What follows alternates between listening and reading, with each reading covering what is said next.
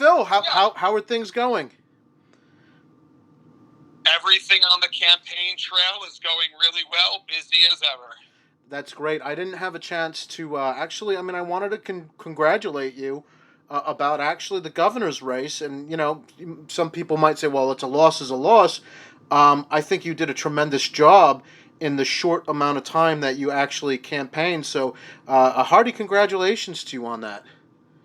Thank you so much. Obviously, we don't run for second place, but as someone that didn't have any political stock, sort of first time out, a statewide race is certainly a huge lift, and we did it. We lifted the fundraising mark. We raised $650 grand in 4 months. That's a lot of money for a political outsider. We pulled almost a third of the vote and kept the nominee under 50%. I think Jack should be thanking his lucky stars in heaven we're not in a runoff state, because we may have Governor Rizzo right now. Well, first thing I want to do is the primaries are this summer, right? That's what's coming up? Yes, June 7th is the congressional primary between me and Tom Kane Jr.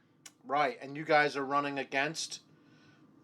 Tom Malinowski is currently seated in that congressional seat in New Jersey's 7th, and the district is red, and with redistricting, it just got redder, and so Tom Malinowski has somewhat been the sacrificial lamb, if you will, from the Democrat Party, and we're expecting this seat to flip. It's a top 10 race identified by the RNC. Wow, well that's real exciting. And people to vote, they can vote early, right? Just let's get that information out as well. Absolutely. Vote by mail, they're already out, so it's not universal vote by mail, so only people that are absentees, those that have recently requested an absentee ballot or have historically received absentee ballots, they're the only ones that get them, but we're back to the polls in person. Okay, sounds good. Well, I know a lot of your stances already on a lot of the Second Amendment stuff here, and I'll be able to parrot a lot of that. And I'm sure a lot of your stance has not changed. But on a federal level, so what are you seeing now on a federal level as our biggest challengers as gun owners and for the preservation of the Second Amendment?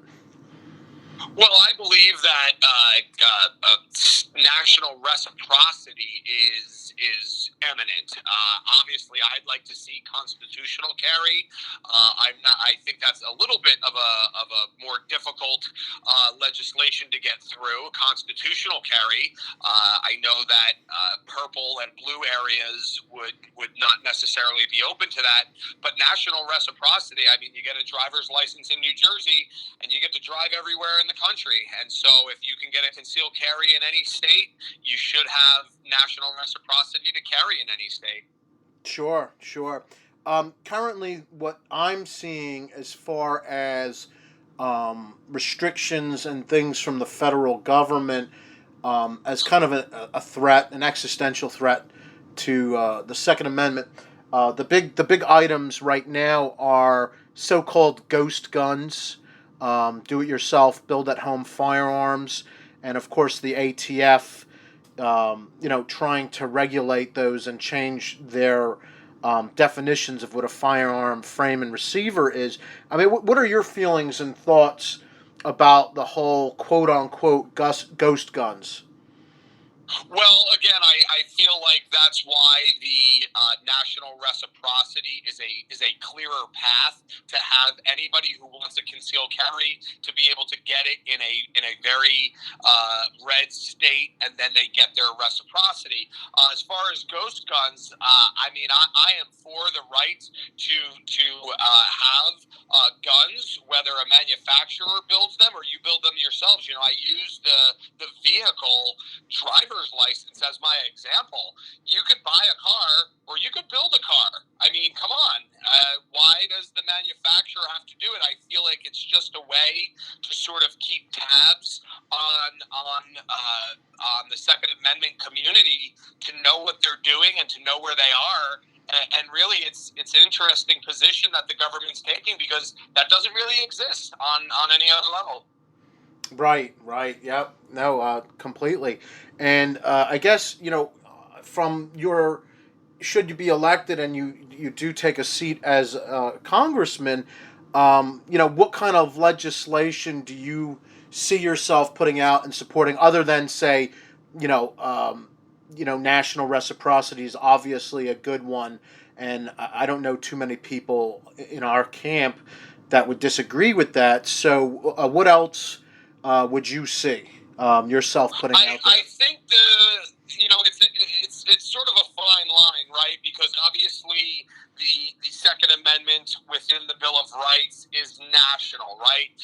But the argument from the other side would be state sovereignty. So living in New Jersey, we have the pen-round magazine capacity. I would love to see legislation that says you cannot restrict the manufacturer's magazine capacity. Now, there would be theoretically some pushback on that, saying, well, you're violating the state's sovereignty, you're violating states' rights, but I don't think a state can violate the Second Amendment. So that would sort of be our argument, counter argument, and then back again. I would love to be able to see, people be able to buy a firearm, and the magazine that comes with it, that's the one you can use without having a state reach in and become overbearing. I don't think a person's right to the Second Amendment should be based on the state they live in. Right. No, I agree with that, obviously. Okay, very good. And some other hot topics that we have right now is, I mentioned the ATF, and basically, I'm of the opinion that the ATF is being weaponized, and they're kind of running what I would say is rogue.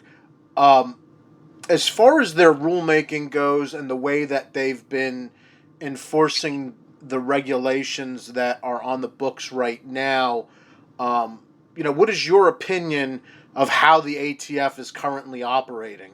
And, what would you do with the ATF, or what kind of legislation would you suggest, or solutions to either change it, keep it, make it better, make it worse? Talk to me about that dynamic. Again, as not having held office, I am still an outsider, and I am seeing the bureaucracy. It sort of is running roughshod, right? It sort of swings with the pendulum of the administration, right? So, that goes through the ATF, it goes into environmental, it goes into every area. I don't know if there is a particular way. Obviously, we would try to pass laws to keep them, under control. But if we lose the White House and nobody's going to enforce anything, laws are broken every day, and we're watching that. I think that's the frustration of the American people, is there are rules on the books, there are laws on the books, and people are not following them. They're breaking laws. There's no accountability, and everything is becoming politicized and weaponized. And so I really feel like, taking full control, getting some things with the House, the Senate, and I think it's going to have to be in 2024, the change of White House. Then I think we can get some more ironclad legislation that has very harsh penalties for bureaucrats that break the law. We're not going to have to wait for the Department of Justice under a liberal president to go execute judgment. There's going to have to be another way to enforce the law. Right. No. Okay. Very good. We touched on a couple of things that you and I spoke about last year, like carry, reciprocity. You obviously said you're a fan of permitless carry or constitutional carry, where we shouldn't have to have a permit at all. Magazine capacities as well. Just for my readers, what about any limitations on semi-automatic firearms? Like AR platforms, and states that are currently usurping people's rights by putting restrictions on those firearms. No, not at all. There's nothing in the federal law that within the Constitution and the Bill of Rights that should have those restrictions. And again, I don't think that there should be those things within individual states that take firearms on a particular platform away from the citizenry of that state. And again, I'm speaking from the position of New Jersey. We are, dealing with that on a regular basis under Phil Murphy. We have a liberal legislator. We have the worst governor in America, and we deal with this sort of oppression all the time. And my opinion is it's unconstitutional. The Bill of Rights is there, and as a former pastor, the First Amendment. Listen, that's why we dumped Katie, right, in the harbor, because we don't believe that the preachers needed to pay their preacher's tax, their license to preach. We weren't going to pay that tax back to England. We were just going to preach. And so the First Amendment doesn't have limitations on it. And as a former pastor, I could speak confidently on that. And as a gun enthusiast and a supporter of the Bill of Rights, Second Amendment, my position is exactly the same. Sure, absolutely. Is there anything that you would say, to New Jersey? What would you say to Phil Murphy about the gun laws that we have, or the legislature as a whole? I'd love to see the federal government, take the reins. Again, I believe they are overreaching. I believe that they are violating. They're restricting the constitutional rights that we have as American citizens. People say, well, it passed the legislature and it was signed into the law. Well, they can't pass illegal laws.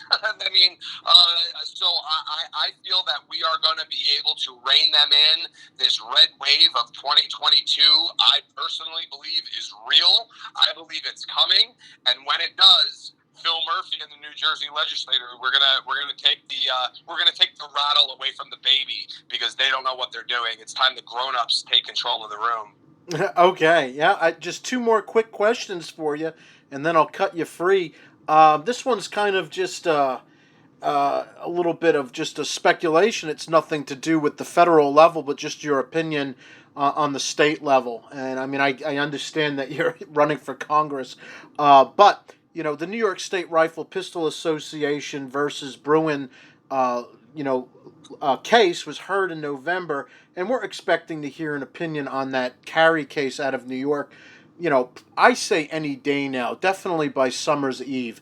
I'd say by mid-June, we should hear about the state of carry and whether or not the May issue permitting of New York was held constitutional or not. Say that New York State Rifle Pistol Association is in the affirmative for freedom, and that the justices basically say, hey, if these people aren't criminals, you have to issue them a permit to carry. What is your opinion that states like New Jersey, New York, New York's going to have a harder time because the opinion would be directly, pointed at them, but states like New Jersey, what do you think their response is going to be when they're finally forced to put carry on the books? They're going to do it kicking and screaming. We spoke. I was issued a concealed carry in New Jersey. There's not very many of them. And justifiable need, that's just ridiculous. Now, I was able to prove it. I'm not happy that I had to jump through the hoops of getting it. It took almost a year. But within that year, I was always pastoring in an urban area. I was always having a cash business for our family. And I was an amputee since 1980. So why should it take a year, even though I was successful in proving justifiable need? I think that it's an assault on our liberties to have to do that. I think New Jersey would be next. It'll be the next domino to fall in the area of freedom, but they're not going to be happy about it. They will do it kicking and screaming. Oh, great. And just to wrap things up, Phil, what message do you have for my readers? What message do you have for the voters in the district? Take the floor. Absolutely. Well, there's a clear distinction in this Republican primary. No doubt about it. I am conservative in the race. There is no other choice.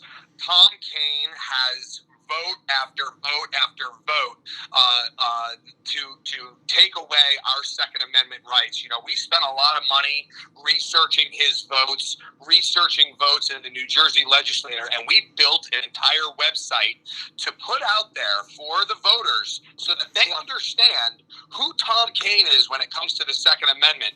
And if you go to realtomkean.com, there's a voting record drop down. Drop that down, go to the Second Amendment, and look at the votes that he has voted yes on to take away our rights as New Jersey citizens. If anybody is a Second Amendment enthusiast in the district and they go to realtomkean.com, Phil Rizzo's getting their vote. Make no mistake about it. I know I promised you that was the last question, but you brought up the websites. I did notice that absent was the mention of anything Second Amendment related. Is there any reason for that on the page?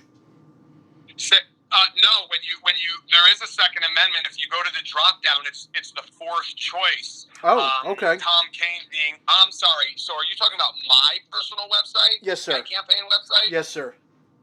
Oh, okay. Yeah, you know, our record sort of speaks for itself, and I could probably send you some links within the page in its entirety, the website in its entirety, to show where we stand on the Bill of Rights. I was talking more about Tom Kean, Sure, who has voted against the Second Amendment regularly and consistently. But yeah, absolutely. For your readers, I will get you a link to our site to show you that we stand for the Bill of Rights. That's perfect, Phil. I really appreciate your time. Where could people find you? How can they reach out to you? How can they help you? How can they help your campaign?